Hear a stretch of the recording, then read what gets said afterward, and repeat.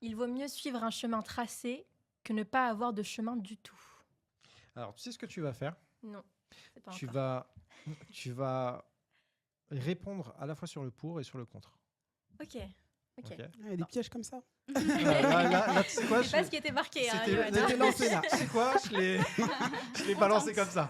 Je me suis dit, allez. Tu t'es écouté. Exactement. Je vais commencer par l'avis qui n'est pas le mien, en disant il vaut mieux suivre un chemin déjà tracé.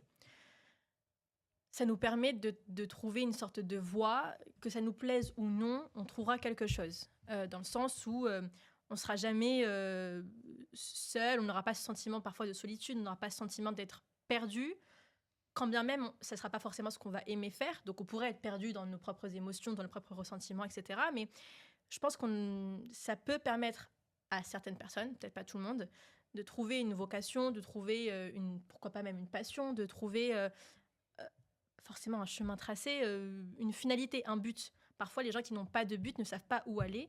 Et c'est complexe. Parfois aussi, certaines personnes avancent à la carotte. Je veux la carotte devant moi, ça me donne un but, une finalité. Je sais où je dois aller.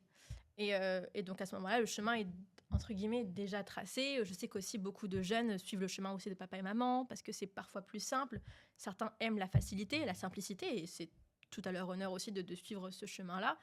Je regarde par exemple le monde des notaires, c'est une fonction assez héréditaire, assez qui se suit de père en fils, de père en fille ou de mère en enfant, quoi. Donc ouais, à ce moment-là, le chemin il est tracé. J'ai répondu. Sur le pour. Écoute, ouais.